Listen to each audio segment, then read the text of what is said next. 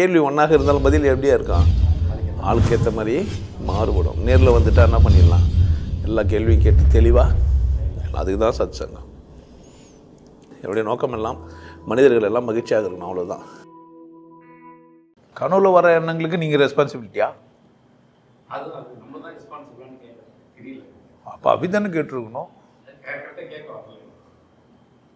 கரெக்டாக கேட்க வரலன்னா பிரச்சனை என்ன சொல்லுங்க உங்களுக்கு?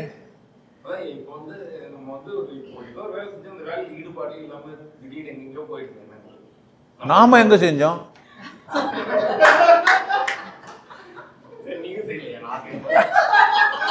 தப்பா நினைச்சுக்க மாட்டாங்க. நம்ம 2 பேரும் ஏதோ ஒரு வேலை செஞ்சிருந்தோம், எண்ணங்கள்லாம் எங்கேயோ போயிடுச்சு. இப்பதான் வர இந்த கதையை வர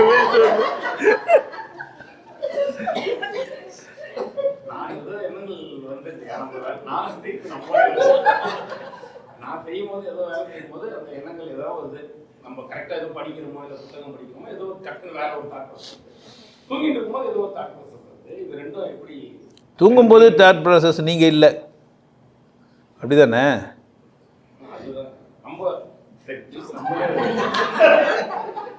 இப்போ நான் தூங்கும் போது என்னோட ஏதோ எனக்கு தெரிஞ்ச விஷயங்கள் தானே வரும் கனவா. அப்போ அதுவும் நானே எழுப்புறதா? எண்ணங்களை கையாள்வது எப்படி ஒரு வீடியோவே பேசி வச்சுக்கிறேன். மனம் சார்ந்த வீடியோக்கள் நிறைய இருக்குது, சுழ்த்தி சொப்பனம் இது மாதிரிலாம் வச்சுக்கிறேன். உங்களுக்கு சிம்பிளாக சொல்ல முடியுமான்னு பார்க்குறேன். மனம் அப்படின்னு ஒன்று இருக்குது. நான் அப்படின்றது மனமாக ஒரு பகுதி, மனம்லாம் எதுவுமே இல்லாத ஒரு பகுதி. இது ஃப்ளஷ்ஷு போனு இதெல்லாம் பார்க்குற ஒரு பகுதி. 3 பகுதி இருக்குது. ஃபிசிக்கலாக பார்க்குற ஒரு பகுதி, சைக்காலஜிக்கலாக பார்க்குற ஒரு பகுதி, ஃபிசிக்கலாக சைக்காலஜியாக தாண்டி போய் ஸ்பிரிச்சுவலாக பார்க்குற ஒரு பகுதி. 3 பகுதி. நீங்கள் சிவா, விஷ்ணு, பிரம்மா. இப்போ பிரச்சனை எங்கடான்னா பிரம்மா கிட்ட. படைத்தல் அதோட தொழில். பிரம்மாவோட தொழில்னா படைத்தல். மனம் ஏதோ ஒன்று படைச்சினே தான் இருக்கும், மனதோட இயல்பு. அந்த படைத்தல்னு ஒன்று இருக்குது இல்லை, அதனால் உருவான நான் ஒன்று இருக்குது.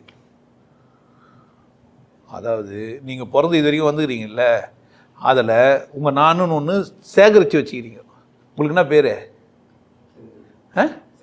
செந்தில். அப்போ நீங்கள் என்ன செந்தில்? கரெக்டா?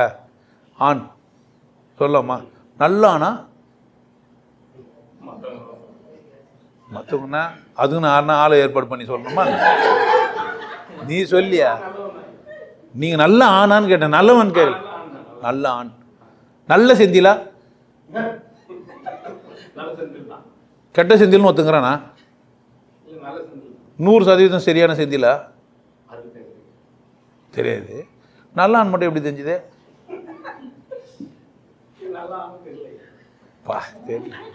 அப்போ நல்ல செந்தில் தெரியாது, நல்ல ஆண் தெரியாது. தெரியாது தானே? இதான் யதார்த்தம். நிறைய பேர் ஒத்துக்க மாட்டாங்க, சும்மா பேசுவோமே. நிறைய இது பின்னாடி நிறைய வரப்போகுது. அப்புறமா நல்ல செந்தில் முதல்ல சொன்னீங்க, அப்புறமா நல்ல செந்திலா தெரியாதுன்ட்டீங்க. நல்ல ஆணுன்னீங்க, நல்ல ஆனந்த். நல்ல மனுஷனா? அதே பதில்னா தெரியாது. அப்போ இதெல்லாம் எனக்கு தெரியாது இல்லை, தெரியாதுன்னு போய் சொல்கிறீங்க. இந்த பிரம்மா தெரிஞ்சு வச்சுக்குது நான் இந்த மாதிரியான ஒரு ஆணு அப்படின்னு. என்ன பண்ணுதுன்னா, மற்றவங்கள கூட பேசி பழகும்போது என்ன பண்ணுதுன்னா, அந்த ஆணை அப்பப்போ மாற்றுது. என்ன இருந்தாலும் நம்ம ஒரே பொம்பளை கூட தான் போயிருக்கிறோம்.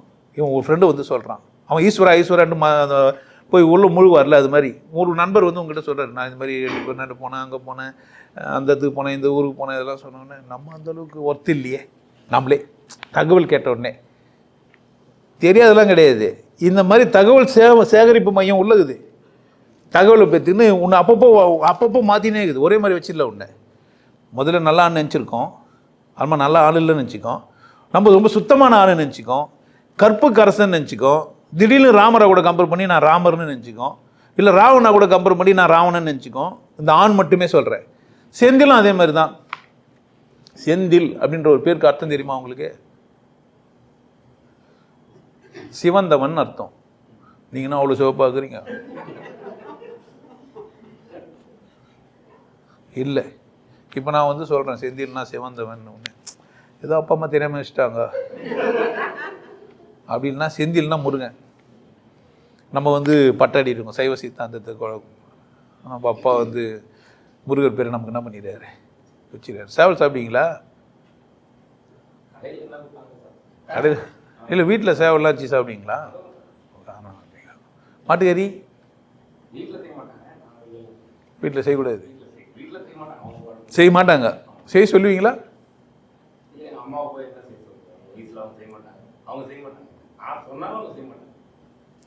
அப்போ அந்த செந்தில் வந்து மாட்டுக்கறி சாப்பிடாத செந்தில், மாட்டுக்கறி செய்யாத குடும்பத்தில் பிறந்த செந்தில். அப்போ எல்லா செந்திலும் ஒன்று கிடையாது. இப்போ மாட்டுக்கறி சாப்பிட்ற செந்தில், மாட்டுக்கறி சாப்பிடாத செந்தில். மாட்டுக்கறி சாப்பிட்ற செந்தில் நான், யாரோ ஒரு செந்தில். நீங்கள் சாப்பிட்ற ஆனால் வீட்டில் செய்யாத செந்தில். வீட்டில் செய்யலனா கூட வெளியே வந்து சாப்பிட்ற செந்தில். இப்போ எங்கள் வீட்டில் செய்வாங்க ஆனால் நான் சாப்பிட மாட்டேன். இப்போ நான் நல்லவனா நீ நல்லவனா?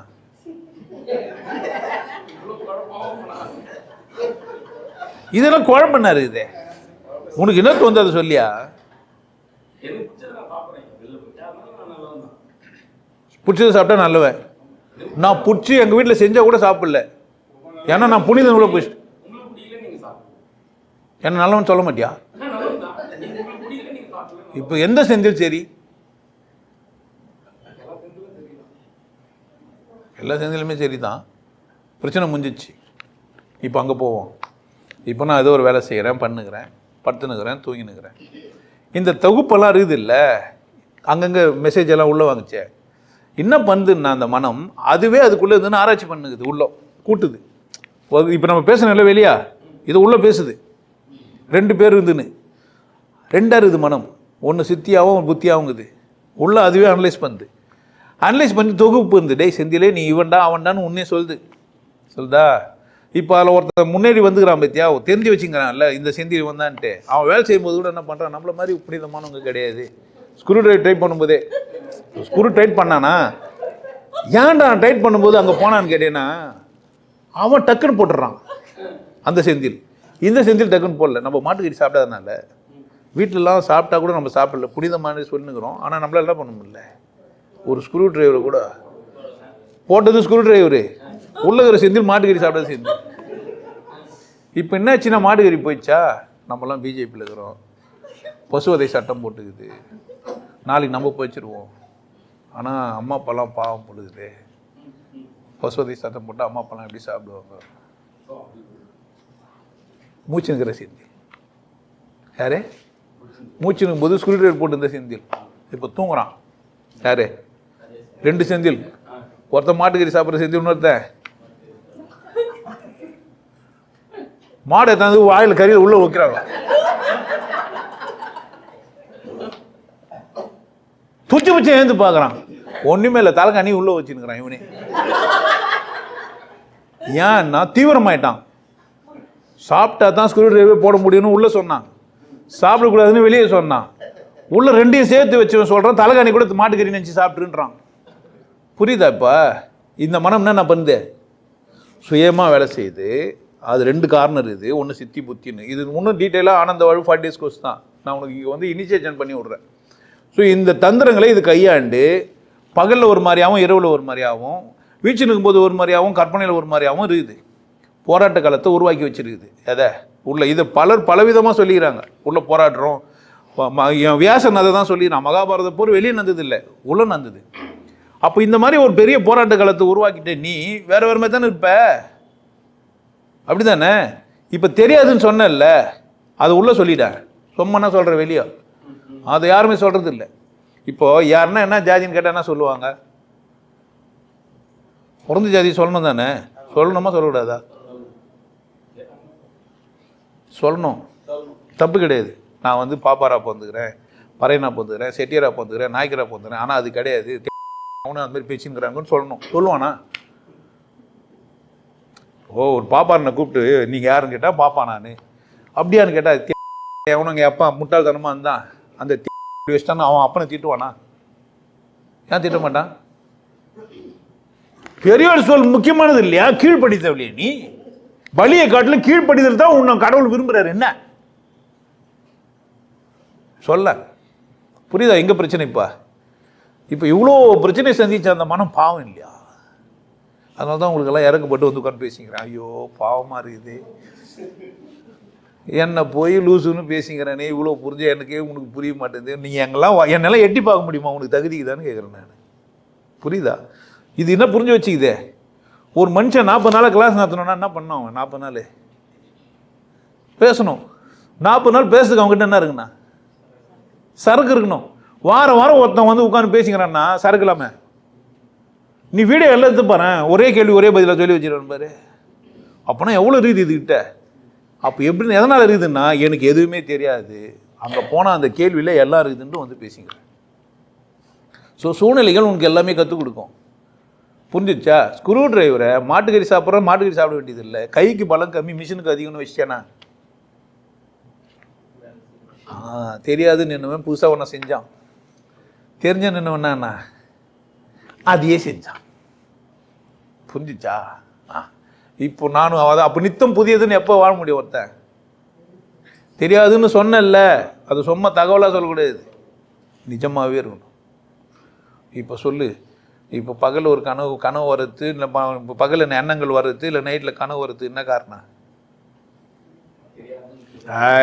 இப்போ தெரியாதுன்ற பற்றி அப்படி கிடையாது. கண்ட தகவலெல்லாம் வாங்கினேன், அதை வாங்கினதெல்லாம் உண்மை கிடையாதுன்னு ஒத்துக்கினியா? இவன் சொன்னதெல்லாம் சரியா? ஏன்னா கடவுள் பார்த்தேன்னு சொன்னான் அவங்ககிட்ட, போய் தானே சொல்லிடுறேன். அப்புறம் நான் தானே தைரியமாக சொல்லி கடவுள் பார்த்துக்கிறேன்டா, உன்னாலையும் பார்க்க முடியும். புரியுதா? அப்புறம் அது ஒரு சூன்யமாக வெட்ட வெளியாகுது, அதுக்கிட்ட எதுக்கு பிக்சர்லாம் எடுக்க முடியாது. நீ தான் என்ன பண்ணா? இவர் வந்து பார்க்கல, அதனால தான் ஏமாத்துறான்னு கூட நீ சொல்லிக்கலாம். சொல்லலாம் தானே? சொல்ல என்ன பிரச்சனைன்னு கேட்குறேன் நான். உனக்கு அப்படி தான் புரியுதுன்னா அப்படி தானே இருக்கணும். நான் ஒன்றும் சொல்ல போதில்லை, ஆமாம் உனக்கு அப்படி தான் புரியுது, காட்டு சாமின்னு நான். ஏன் கண்கள் சூன்யத்தை காட்டாதுன்னு நீ நினச்சிப்பேன், நான் என்ன பண்ண முடியும்? உனக்கு அது அனுபவம் இல்லையே. ஒன்றும் உன 3வது கண் விழிப்பு வராத ஒருத்தங்கிட்ட போய் 3வது கண் இருக்குதுன்னா என்ன நினச்சிப்பான்? அப்புறம் எம்மை எங்கே இருக்குது, அதுக்கு என்ன மை வாங்கி போகணுன்னு கேட்பானா? கேட்க மாட்டேன்னா குறுன்னு ஆனவனுக்கு தான் என்ன ஆவான்? ஏதோ இருக்குது ஆமாம் தான் உணர்ந்தா தான். இல்லைண்ணா புரியுதா? ருசியாக இருக்குதுன்னு யாருக்கு தெரியும்? நாக்கு நல்லா இருந்தால் தான். இல்லைண்ணா அப்போ கேடு கெட்ட உலகத்தில் வாழ்ந்துங்கிறோம். எல்லாருக்கும் எல்லாம் தெரியும், தெரிய வைக்க முடியாது. அப்போ பார்த்து நம்ம தான் உஷாராகணும். அப்போ தெரிஞ்சுக்கணும். தெரியாதுன்றதுல யாருக்கு தெரிஞ்சு வச்சுருக்கணும்? எல்லாம் கடவுளால் ஆனது, நானும் கடவுளால் ஆனவன், எனக்கு எது தேவையோ அதுக்காக நான் வாழ்ந்துன்னுக்கிறேன். நான் இதெல்லாம் சந்தோஷம்னு யாரோ சொல்லி கொடுத்தாங்க, இல்லை எனக்கு உடம்புக்கே எதோ தேவைப்படுது நான் செஞ்சுன்னுக்கிறேன். எங்கேயோ பிறந்தேன் எங்கேயோ வாழ்ந்துன்னுக்கிறேன். எல்லாம் முட்டாள்தனமாக வந்து என்னை எல்லாத்தையும் என் மேலே திணிச்சிட்டானுங்க.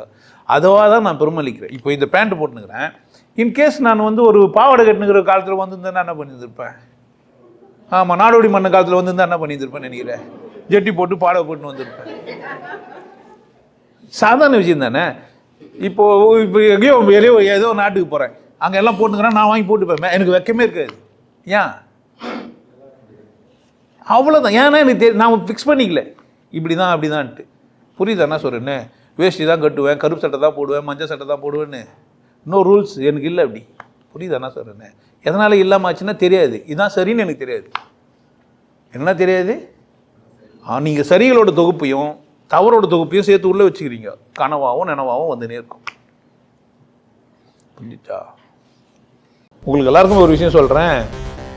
ஆனந்த வாழ்வு அப்படின்ற ஒரு கோர்ஸ் யூடியூப்பில் போட்டு வச்சு, ஹாப்பி லைஃப் கோர்ஸ் 3999 ரூபா கட்டி நீங்கள் மெம்பர் ஆனீங்கன்னா அந்த ஆனந்த வாழ்வு கோர்ஸை நேரடியாக நீங்கள் யூடியூப்பில் பார்க்கலாம்.